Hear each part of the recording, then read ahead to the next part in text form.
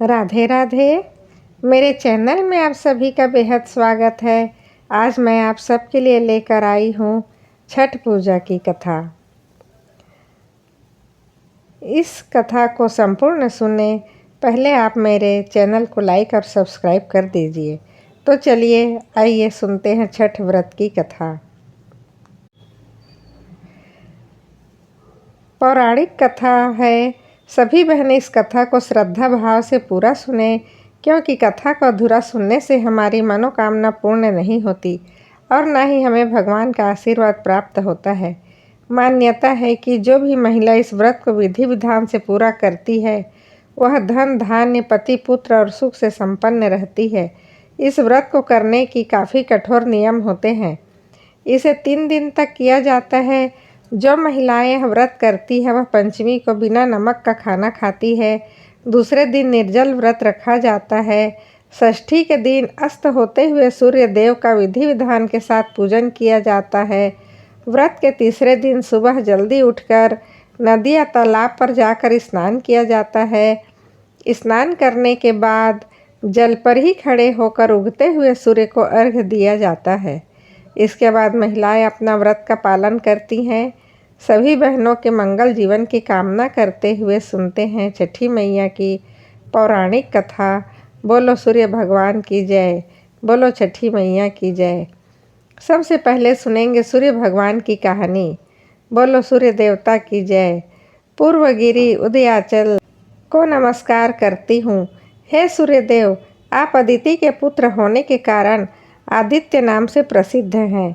मैं आपको नमस्कार करती हूँ। आज छठी मैया के अवसर पर हम एकाग्रचित्त होकर आपकी कथा को सुन रहे हैं। हमारी मनोकामना पूर्ण करना और आपकी कृपा दृष्टि हम पर सदैव बनाए रखना। सूर्यदेव, आपको बारंबार नमस्कार। एक ब्राह्मण था। वह सूर्य भगवान का परम भक्त था। रोजाना नहाता और धोता था, कहानी कहता था और सूर्यदेव की पूजा अर्चना किया करता था। पर वह ब्राह्मण कमाई के नाम पर कुछ भी नहीं करता था। ब्राह्मण घर में रहता तो ब्राह्मणी बार बार कमाने के लिए उसे परेशान करती और अगर कहीं बाहर जाता तो अड़ोसी पड़ोसी उसे निकम्मा कहकर चिढ़ाते थे। उन सब के ताने सुन सुन कर वह ब्राह्मण बेचारा परेशान हो गया था। और फिर एक दिन वह सुबह नहा धोकर अपने पूजन की सामग्री लेकर जंगल में चला गया और वहाँ पर एक सूखे पीपल के पेड़ के नीचे बैठकर पूजा पाठ करने लगा। पूजा पाठ करने के बाद में सूर्य भगवान की कथा भी कही और वहीं पीपल के पास एक सूखा तालाब भी था। उसमें थोड़ा सा पानी था तो वह उसी पानी से लोटा भरकर सूर्य भगवान को उसने जल चढ़ाया। जैसे ही ब्राह्मण ने सूर्यदेव को जल चढ़ाया तो पूजा का जल बहकर पीपल और सूखे हुए तालाब में आ गया। जल के वहाँ जाते ही सूखा हुआ पीपल फिर से हरा भरा हो गया और सूखी हुई जो तलाई थी वह साफ पानी से पूरी तरह से भर गई। उस जल में सूर्य भगवान दिखाई भी देने लगे और ब्राह्मण से कहने लगे, ब्राह्मण तू मांग, क्या मांगता है? तब ब्राह्मण ने यह सुना। पहले तो वह बेहद डर गया और सोचने लगा, पीपल में लगता है कोई भूत रहता है। रोज जब वह पूजा करता तो उसे वही आवाज़ आती, जिसे सुनकर चिंता के कारण वह ब्राह्मण बेचारा डर के मारे कुछ खा नहीं पाता था। इस वजह से दुबला पतला हो गया। तब एक दिन ब्राह्मणी ने सोचा कि ब्राह्मण को गए हुए कितने दिन हो गए हैं, चलो आज जाकर उनकी खोज खबर लेकर आती हूँ, वह ठीक तो है ना। सोचकर ब्राह्मणी भी जंगल में आई। तब जैसे ही ब्राह्मणी ने ब्राह्मण को देखा तब वह एकदम आश्चर्यचकित हो गई और पूछने लगी, आपको यह क्या हो गया है? आप इतने ज़्यादा दुबले पतले कैसे हो गए हैं? कोई परेशानी है क्या? तब ब्राह्मण ने सारा हाल उसे बताया। ब्राह्मणी ने ब्राह्मण की सारी बातें सुनकर कहा, आपके जल चढ़ाने के बाद में आवाज़ आती है तब मुझे लगता है कि सूर्य भगवान स्वयं आते हैं। कल अगर आपको फिर से वही आवाज़ सुनाई दे तो सब कुछ मांग लेना। तब ब्राह्मण ने कहा, कैसे मांगूँ? कुछ मांगना तो आता नहीं है मुझे। ज़्यादा कुछ कहना होगा तो मैं सब कुछ भूल जाऊँगा। तुम कुछ ऐसी तरकीब बताओ जिससे कि कम शब्दों में ज़्यादा मिल जाए। तब ब्राह्मणी ने बहुत सोचा और फिर उसने कहा, तुम इस प्रकार से कहना, नवखंडे के महल के अंदर सोने के पालने में पड़ पोते को दास दासियों द्वारा खिलाते अपनी आँखों से देखूं। इस प्रकार लंबी उम्र, महल, बेटे, पड़ पोते, बहुएं और धन सब कुछ हमें मिल जाएगा। तब ब्राह्मणी सुनकर कहने लगी, मुझे तो समझ में ही नहीं आया तुमने क्या कहा। तब ब्राह्मणी कहने लगी, धन होगा तभी तो सोने का पालना, दास दासियां होंगे। आंखें घुटने ठीक हो गए तो आप अपने पड़पोती को सोने के पालने में झूला झूला सकेंगे और देख सकेंगे। बेटी और बहू होंगे तभी तो पड़पोते के हमें दर्शन होंगे। तो यह सुनकर ब्राह्मण ने कहा, हाँ तुमने तो ठीक कहा, इसे तो सब कुछ मिल जाएगा। अब मुझे सब कुछ समझ में आ गया। दूसरे दिन जैसे ही ब्राह्मण ने स्नान करके पूजा पाठ करने के बाद सूर्य देवता को अर्घ्य दिया तो आवाज़ आई। ब्राह्मण ने वैसा ही कहा जैसा कि उसके ब्राह्मणी ने उसे समझाया था। तब सूरज भगवान ने कहा, देखने में तो भोला भाला लगता है तू, फिर भी एक बार में सब कुछ मांग लिया तूने। फिर भी तुमने जो मांगा तुम्हें अवश्य ही मिलेगा। जा, तेरी इच्छा पूरी होगी। तब ब्राह्मण इस तरह का आशीर्वाद पाकर बेहद खुशी खुशी घर की तरफ चल पड़ा। घर आया तो देखा उसकी टूटी फूटी झोपड़ी की जगह एक बड़ा सा नौखंडा महल खड़ा था। दास दासी भी आ रहे थे। तब ब्राह्मण ने कहा, यहाँ पर मेरी झोपड़ी थी और एक बूढ़ी सी ब्राह्मणी थी, वह कहाँ चली गई। इस समय तो एक सुंदर सी औरत गहनों से और सुंदर कपड़ों सजी हुई बाहर निकलती है और ब्राह्मण से कहती है, आ जाओ स्वामी, यह अपना ही घर है। सूर्य भगवान ने तुम्हारी सारी मनोकामनाएं पूर्ण कर दी है। तब ब्राह्मण ने कहा, हम इतने धन का भला क्या करेंगे। तब जो ब्राह्मणी ने उससे कहा, धन से क्या नहीं होता, दान पुण्य कर, यज्ञ करेंगे, होम करेंगे, भूखों को भोजन भी कराएंगे, प्याऊ लगवाएंगे, धर्मशालाएँ बनवाएंगे। तब ब्राह्मण ने ब्राह्मणी के कहे अनुसार वैसा ही किया। अब तो थोड़े ही समय में सारी प्रजा राजा की जगह उस ब्राह्मण के ही गुणगान करने लगी। जब यह बात राजा तक पहुंची तो राजा ने सुनकर उस ब्राह्मण को बुलाया और पूछा, कल तक तो आपको खाने को भी नहीं मिलता था, फिर आज अचानक से इतना सारा धन कहाँ से आ गया।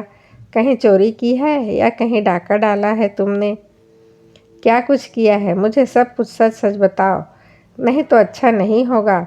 तब ब्राह्मण ने कहा कि महाराज, मैंने ना तो चोरी की है ना ही डाका डाला है, यह तो सब सूर्य भगवान की कृपा से ही मुझे प्राप्त हुआ है।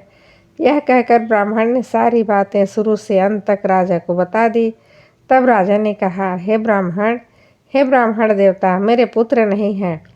अब तुम मुझे बताओ कि मुझे क्या करना चाहिए। तब ब्राह्मण ने राजा को सूर्य भगवान की पूजा की संपूर्ण विधि बताई। तब राजा ने वैसा ही किया तो राजा के घर में 10वें महीने एक सुंदर पुत्र ने जन्म लिया। अब तो सारे लोग सूर्य भगवान की जय जयकार करने लगे। सूर्य भगवान जैसे अपने ब्राह्मण और राजा की मनोकामना पूर्ण की, वैसे ही सबकी करना, कहानी कहने वाले की, कहानी सुनने वाले की और हुंकार भरने वाले की भी करना। तब बोलिए, सूर्य देवता की जय। आइए अब हम सुनते हैं छठी मैया की व्रत कथा। इस कथा के अनुसार प्रियव्रत नाम के एक राजा थे। उनकी पत्नी का नाम मालिनी था। दोनों के भाई दोनों कोई भी संतान नहीं थी। इस बात को लेकर राजा और उसकी पत्नी बेहद दुखी रहा करते थे। तब एक दिन राजा ने संतान प्राप्ति की इच्छा से महर्षि कश्यप द्वारा पुत्र यज्ञ करवाया। इस यज्ञ के फल स्वरूप रानी गर्भवती हो गई। जब राजा को इस बात का पता चला तब वह बेहद ही खुश हुए। अपनी आने वाली संतान को लेकर राजा और रानी बहुत ही प्रसन्न थे। उन्होंने एक पल बड़े ही बेसब्री के साथ गुजारा था। न महीने बाद संतान सुख को प्राप्त करने का समय आया, तब रानी को मरा हुआ पुत्र प्राप्त हुआ। जब राजा को इस बात का पता चला तब वह अत्यंत ही दुखित हुआ और संतान शोक में वह आत्महत्या करने की भी बात सोचने लगे और दुखी होकर घर से निकल पड़े। वन में जाकर जैसे ही राजा ने आत्महत्या करने की कोशिश की तो सामने एक सुंदर सी देवी प्रकट हुई। तब राजा ने उस देवी को देखकर कहा कि तुम कौन हो देवी? तब उस देवी ने राजा से कहा, मैं षष्ठी देवी हूँ। मैं लोगों को पुत्र का सौभाग्य प्रदान करती हूँ। इसके अलावा जो सच्चे भाव से मेरी पूजा करता है, मैं उसके सभी प्रकार के मनोरथ पूर्ण कर देती हूँ। यदि तुम मेरी पूजा करोगे तो मैं तुम्हें पुत्र रत्न प्रदान कर दूंगी। और देवी की बातों से प्रभावित होकर राजा ने उनकी आज्ञा का पालन किया। षष्ठी देवी से व्रत का सारा विधान पूछकर बड़ी खुशी खुशी वह वापस अपने घर को लौट आए। घर आकर रानी को उन्होंने सारी बातें बताई। तब रानी सुनकर बहुत प्रसन्न हुई। फिर राजा और रानी ने दोनों ही कार्तिक शुक्ल की षष्ठी तिथि के दिन देवी षष्ठी की पूरी विधि विधान से पूजा अर्चना की। तब इस पूजा के प्रभाव से उन्हें एक बेहद ही सुंदर सा पुत्र प्राप्त हुआ। तभी से छठ का पावन पर्व मनाया जाने लगा। छठ की पूजा व्रत की दूसरी कथा इस प्रकार से है। बहुत समय पहले की बात है, एक विधवा औरत रहा करती थी। उसका एक बेटा और एक छठी मैया की परम भक्त थी। हर साल छठी माता का व्रत किया करती थी। धीरे धीरे समय के साथ उसका बेटा बड़ा हो गया और बुढ़िया ने अपने बेटे की शादी कर दी। परंतु बहू तो नए विचारों वाली आ गई थी। वह पूजा पाठ में बिल्कुल भी विश्वास नहीं करती थी। एक बार जब बूढ़ी अम्मा छठ माता की पूजा की तैयारी कर रही थी, तब अम्मा का बेटा आम की लकड़ी तोड़कर ला रहा था। पूजन की सामग्री भी बाजार से खरीद कर लाया। तब यह सब कुछ उस बूढ़ी अम्मा की बहू चुपचाप शांत होकर देख रही थी। फिर उसने ज़ोर ज़ोर से वह हंसने लगी और कहने लगी, अम्मा, दुनिया कहाँ से कहाँ तक पहुँच गई और तुम वहीं की वहीं बैठी हो। लोग तो आसमान छू रहे हैं और आज भी आप इतनी ही अंधविश्वासी हो रही हैं। आपके व्रत और पूजा पाठ पर ही अपना ध्यान लगाए रखती हैं। इन सब बातों में कुछ भी नहीं रखा है। मैं आपको कैसे समझाऊं? पढ़ी लिखी बहू की बातों को बूढ़ी माता पर कोई असर नहीं हुआ। बूढ़ी अम्मा तो अपने ही धुन में मस्त थी। जब बूढ़ी अम्मा छठ पूजा के व्रत की तैयारी करने लगी, तब उसकी बहू बोली, यह सब बेकार की बातें हैं अम्मा, इन सब में कुछ नहीं रखा है। इस उम्र में अगर तुम 3 दिन भूखी रहोगी, तब तुम ज़रूर बीमार पड़ जाओगी और अपना सेहत भी बिगाड़ बैठोगी। अपनी बहू की यह बात सुनकर वह बूढ़ी अम्मा मन ही मन मुस्कुराने लगी और कहने लगी, बहू के बाद मेरी संतान नहीं हुई थी, तभी मैंने यह व्रत किया था। छठी मैया ने प्रसन्न होकर मुझे संतान का आशीर्वाद दिया था। तुझे पता है, तेरा पति भी छठी मैया का ही प्रसाद है। यह अंधविश्वास नहीं है, माता का कण कण में निवास है। मेरी बात मानो और तुम भी मेरे साथ छठी मैया के व्रत को करो। मैं चाहती हूँ तुम्हारी गोद भी जल्दी से जल्दी भर जाए। अगर तुम छठी मैया के पूजा पाठ और व्रत करोगी, तो तुम्हें माता के आशीर्वाद से संतान की प्राप्ति तो अवश्य होगी। लेकिन नए विचारों वाली बहू पर सास की बातों का कोई भी असर नहीं हुआ। वह मुंह टेढ़ा करके सासू माँ से कहने लगी, मुझे कौन सा दुख है जो मैं इस पूजा पाठ को करूं? मैं तो अपने जीवन में बहुत खुश हूँ। मुझे इतना सुंदर पति मिला है। जीवन में मुझे सब कुछ मिल गया। आलीशान घर है, खाने पीने की भी कोई कमी नहीं है। पूरे गांव में मुझ जैसा धनवान तो कोई भी नहीं है। तो मैं जानबूझकर 3 दिन तक क्यों भूखी रहूँगी? भला आखिर क्यों भूखी मरूं? उसकी सास ने उसे कई बार समझाया, लेकिन उस पर उसकी सास की बातों का कोई असर नहीं हुआ। वह तो नास्तिक थी, बार बार छठी मैया की बुराई कर रही थी। तभी उसका पति वहाँ पर आ गया और उसने भी उसे समझाने की कोशिश की और कहा, देखो, देवी देवताओं के आगे अहंकार करना ठीक नहीं होता। तुम भी व्रत और पूजा पाठ करने में मेरी माता का सहयोग करो और चाहो तो तुम भी व्रत कर सकती हो।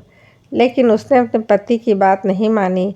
पति बार बार समझाते समझाते थक गया और बोला कि ठीक है, तुम्हें जो करना है वह करो।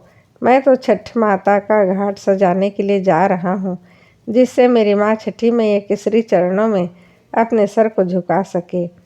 बेटा हाथ में कुंडल लेकर घाट पर चला जाता है। छठ माता की पूजा के लिए सुंदर घाट को बनाने में बड़ी श्रद्धापूर्वक जुट जाता है। अपनी माँ की पूजा की तैयारी में खूब मदद करता है। आम की लकड़ी को जलाकर अपनी माँ के साथ खुआ सिखाता है। पूरे भक्ति भाव से दोनों माँ बेटे छठ का पर्व मनाते हैं। बूढ़ी अम्मा अपने पूरे घर को गाय के गोबर से लिपती है। तब यह देखकर उसकी बहू कहती है, न जाने यह कौन सा त्यौहार है, पूरे घर में गोबर ही गोबर कर रखा है। अब तो इस घर में रहना ही मुश्किल हो गया है। सारे घर से गोबर की बदबू आ रही है और अपने पति से कहती है, तुम अपनी अम्मा को समझाते क्यों नहीं हो, वह यह फालतू अंधविश्वास की बातें ना करें। इस तरह वह दोनों माँ बेटी की लड़ाई भी करवाने लगती है। तब उसका पति कहता है, तुम माता से झगड़ा मत करो, जो कुछ कहना है वह मुझसे कह लो। अब जल्दी से जाकर तैयार हो जाओ, छठ माता की पूजा के लिए हमें घाट पर जाना है। मेरे घाट में जाने का समय हो गया है। और जैसे वह तीनों घाट पर पूजा के लिए जाते हैं तो बूढ़ी अम्मा गीत गाते हुए चलती है, लेकिन उसकी बहू की इन बातों में बिल्कुल भी रुचि नहीं रहती। वह अपने आप से अलग अलग चलती है। उसे तो जैसे उन पर शर्म सी आ रही थी। जैसे ही तीनों घाट पर पहुंचते हैं तब उसका पति कहता है, यहाँ पर माँ के साथ पूजा में बैठ जाओ। लेकिन वह कहती है, मैं यहाँ पर नहीं बैठने वाली। मैं तो यहाँ पर बैठने पर कपड़ा ख़राब हो जाएगा, मेरा कपड़ा ख़राब हो जाएगा, उसे तुम साफ करोगे क्या? तुम बैठ जाओ। ऐसा कहते हुए वहाँ से चली जाती है और सामने ही एक हलवाई की दुकान थी, उस पर जाकर जलेबी खाने लगती है। तब उसका पति कहता है, तुम यह क्या कर रही हो? उसकी पत्नी गुस्से में कहने लगती है कि मैं पूजा पाठ में नहीं बैठूंगी। मैं तो तुम्हारी पूजा पाठ के लिए घाट पर आने वाले ही नहीं थे। तुमने ही मुझसे जिद की और जिद करके यहाँ लेकर आए हो। मैं तो मेले में घूम लूँगी और जमकर खाऊंगी और पीऊँगी कुछ अच्छा सा, और तुम्हारी माँ अपनी पूजा पाठ करने में लगे रहो। तुम्हारे पूजा पाठ से मुझे कोई लेना देना नहीं है। इस तरह से बहू का बोलता हुआ देख सब लोग खड़े होकर उन्हें देखने लगे। आखिर यह क्या हो रहा है? उसका पति तो शर्मिंदा होकर वहाँ से चला गया और पूजा शुरू होने से पहले ही स्नान करने के लिए चला जाता है। जैसे ही वह डुबकी लगाता है तो वह डूब जाता है और ज़ोर ज़ोर से चीखने लगता है कि मुझे बचाओ, कोई मुझे बचाओ। जब तक कोई बचाने के लिए पहुंचता है उससे पहले वह नदी में डूब गया। जब बूढ़ी अम्मा को इस बात का पता चला उसका बेटा नदी में डूब गया, तब वह छाती पीट पीट कर जोर जोर से रोने लगी और छठ माता से कहने लगी, हे माँ, तूने मेरे साथ क्या किया? मैंने तो कितनी श्रद्धापूर्वक तुम्हारी पूजा अर्चना की थी और हमेशा से करती आई हूँ। मैंने कभी भी कोई पूजा पाठ में भूल चूक नहीं की। तब फिर आज मुझे सज़ा क्यों दी? मेरा बेटा मुझसे देकर क्यों छीन लिया? इससे अच्छा तुम मुझे संतान प्राप्ति का आशीर्वाद ही नहीं देती। माँ, मैं तो माँ हूँ और तुम भी एक माँ हो। तब तुम कैसी माँ हो जिसने एक माँ से उसका बेटा छीन लिया? छठी मैया, जब से मेरी शादी हुई है तब से मैं आपकी पूजा करते आ रही हूँ। आज पूरे 30 साल हो गए। मेरी पूजा पाठ में ऐसी कौन सी कमी आ गई थी जो तूने मेरी गोद को सुना कर दिया? मुझसे या मेरे लाल से ऐसी कौन सी भूल हो गई थी? तूने मेरे बच्चे को ही मुझसे छीन लिया। माँ, मैं तो तेरी घाट पर पूजा करने आई थी और तीनों तो मेरी दुनिया ही उजाड़ दी। माँ, जाने अनजाने में अगर मुझसे कोई गलती हो गई हो तो मुझे माफ़ करना। मेरी गलती की सज़ा मेरे बेटे को मत देना। मेरा बेटा मुझे लौटा दे। अगर आज आपने मेरा कहा नहीं माना, मेरे बेटे को नहीं लौटाया, तब मैं इस नदी में कूदकर अपनी जान दे दूँगी। माँ, अब तुम्हारे हाथ में यह है, मेरे बेटे को लौटा दो या मेरे प्राण ही ले लो। और उधर मेले में ज़ोर ज़ोर से आवाज़ें लगा जा रही थी। छठ घाट पर आए हुए सभी व्यक्तियों को सूचित किया जा रहा है कि घाट के गहरे पानी में कोई भी ना जाए। अभी अभी सूचना मिली है कि एक व्यक्ति गहरे पानी में डूब गया है। पानी में आगे बेहद ही खतरा है, इसलिए कोई भी व्यक्ति आज नदी में स्नान करने ना उतरे। यह बात जैसे ही बहू ने सुनी तो वह दौड़ी दौड़ी आई कि न जाने आज कौन डूब गया है। जैसे ही वह वहाँ पूजा कर रही थी वहाँ पहुँची, तब देखती है कि उसकी सासू माँ दहाड़े मार मार कर रो रही है। तब उसे पता चला कि उसका पति अब इस दुनिया में नहीं रहा। तब उसे बहुत ही ज़्यादा गहरा सदमा लगा। वह भी ज़ोर ज़ोर से चीखने लगी और रोने लगी। पागलों की तरह वह लोगों को उठा उठा कर जो सामान था वह लोगों पर फेंकने लगी और चीख पुकार करने लगी।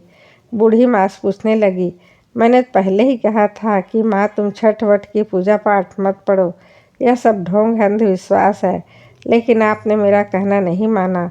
आपकी वजह से आज मेरा पति मुझसे दूर चला गया है। इस तरह अपनी सासू माँ को ही भला बुरा कहने लगी और साथ ही साथ छठ माता को भी कोसने लगी। इस घटना को देखकर वहाँ खड़े सभी लोगों की तो सांसें रुक गई। सारे लोग आपस में बातें करने लगे कि बेचारी के साथ बहुत बुरा हुआ।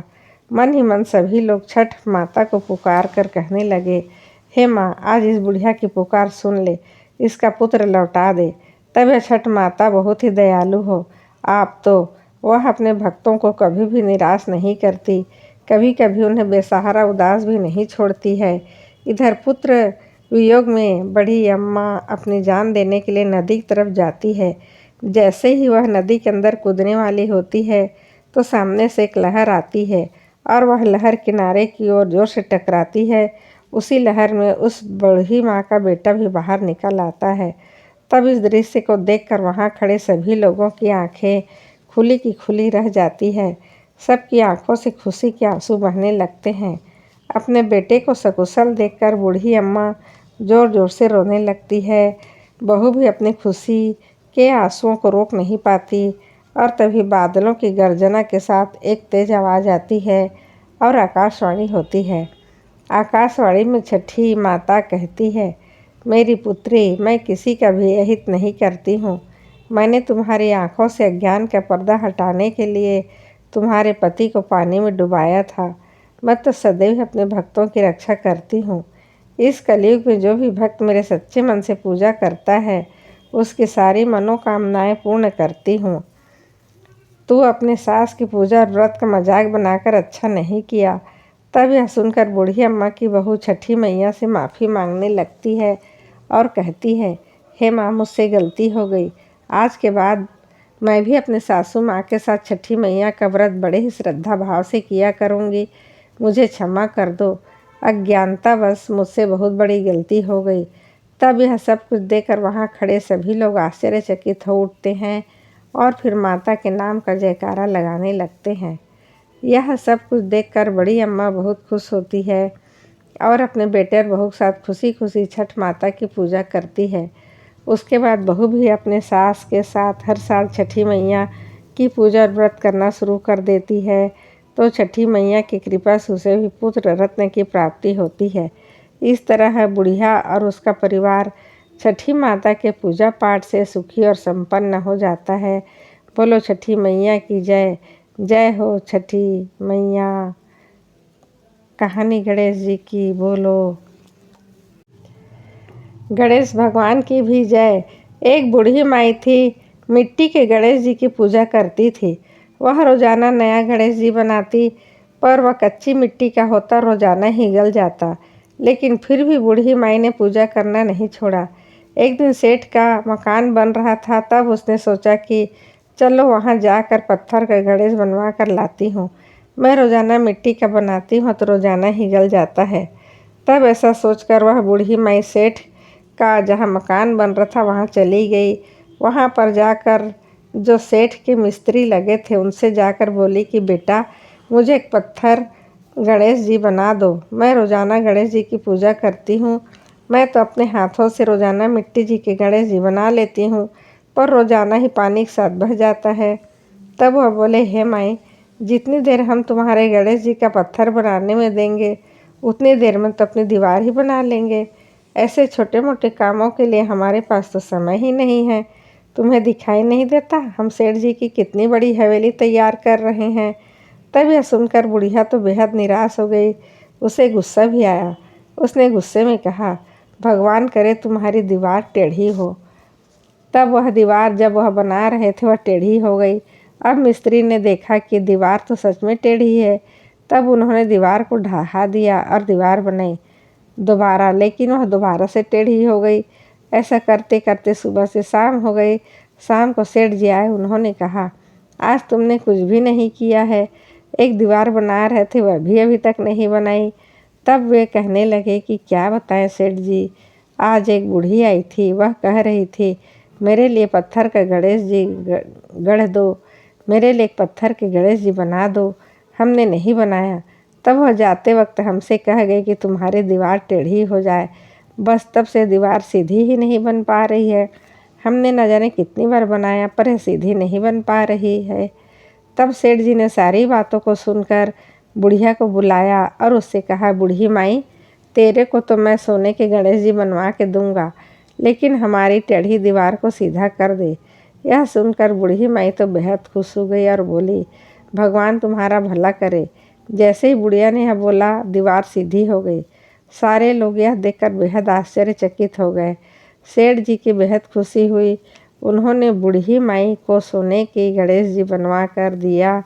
गणेश जी जैसे ही अपने बुढ़िया की सुनी, वैसे ही सबकी सुनना। बोलो गणेश जी महाराज की जय हो। लपसी और लपसी की कहानी। लपसी और लपसी की कहानी। एक लपसी थी, एक तपसी था। तपसी हमेशा भगवान की तपस्या करता था, लेकिन उसे चोरी करने की आदत थी। लपसी हमेशा सवा सेर की लापसी बनाता और पहले भगवान को भोग लगाता, उसके बाद में स्वयं भोजन करता। दोनों भाइयों का यह नियम था। तो एक दिन कोई बात को लेकर दोनों में कहा सुनी हो गई। तब तपसी बोला कि रोजाना भगवान की तपस्या करता हूँ, इसलिए मैं बड़ा हूँ। तब लपसी बोला, रोज भगवान के 1.25 लाख से लपसी का भोग लगाता हूँ, इसलिए मैं बड़ा हूँ। ऐसा कहते हुए दोनों जोर जोर से लड़ने लगे। तभी वहाँ नारद मुनि जी गुजर रहे थे। दोनों को लड़ते हुए देखकर वहाँ और उनसे पूछा, तुम दोनों लड़ क्यों रहे हो? दोनों ने अपने आप को बड़ा बताया और साथ में बड़ा होने का कारण भी बताया। तब नारद जी बोले, मैं तुम्हारा फैसला कर दूंगा। कल आऊँगा और बता दूंगा तुम में से कौन बड़ा है। दूसरे दिन लपसी और तपसी नहाकर अपनी रोज भक्ति के करने आए। तब नारद जी ने छुपकर 1.25 करोड़ की एक एक अंगूठी उन दोनों के आगे रख दी। जैसे ही भक्ति करते हुए तपसी की नज़र उस अंगूठी पर पड़ी, तो उसने चुपचाप से उठाई और अपने पैरों के नीचे दबा ली। लपसी की नज़र अंगूठी पर पड़ी, लेकिन उसने ध्यान नहीं दिया। उसने पहले भगवान को भोग लगाया, फिर स्वयं भोजन करने के लिए बैठ गया। थोड़ी देर बाद नारद जी सामने आए। तब दोनों ने पूछा, अच्छा अब बताइए हम में से कौन बड़ा है? तब नारद जी ने तपसी के खड़े होने के लिए कहा। वह खड़ा हुआ तो उसके पैर के नीचे दबी हुई अंगूठी दिखाई दी। तब नारद जी ने तपसी से कहा, तपस्या तो तुम करते हो, इतनी तपस्या करने के बाद भी तुम्हारी चोरी करने की आदत नहीं गई। यह अंगूठी मैंने ही तुम दोनों के आगे रखी थी। मैं यह देखना चाहता था कि तुम दोनों में से किसके मन में लालच है। तब तूने तो अंगूठी दिखाई पड़ती, झट से अपने पैर के नीचे दबा लिया। लेकिन लपसी का ध्यान अंगूठी पर जाने के बाद भी लपसी ने अंगूठी नहीं उठाई और न ही ध्यान दिया। उसने सिर्फ अपने भगवान में जी लगाया, अपना ध्यान रखा, अपना भोग लगाया और बाद में स्वयं भोजन करने लगा। इसलिए लपसी बड़ा है और तुम्हें तुम्हारी तपस्या का कोई भी फल नहीं मिलने वाला है। जितने चाहे मर्जी तुम तपस्या कर लो, तुम्हें इसका कोई भी फल नहीं मिलेगा। तब तपसी को यह सुनकर बड़ा ही दुख हुआ और वह शर्मिंदा होकर नारद जी से माफ़ी मांगने लगा और कहने लगा कि आज तक मेरी गलती माफ़ करो। जितने भी गलतियाँ हुई है उन्हें क्षमा कर दो। मुझे बताओ कि मुझे मेरी तपस्या का फल कैसे मिलेगा। आज के बाद मैं कभी भी चोरी नहीं करूँगा। तब नारद जी ने कहा, यदि कोई गाय और कुत्ते की रोटी नहीं बनाएगा तो उसका फल तुझे मिलेगा। यदि कोई आदमी ब्राह्मण को भोजन करवा कर उसे दक्षिणा नहीं देगा तो उसका फल भी तुझे ही मिलेगा। अगर किसी को सूट 3 साड़ी अगर हम देते हैं, उसके ऊपर अगर भेंट स्वरूप कुछ रुपया नहीं देंगे तो उसका फल भी तुझे ही मिलेगा।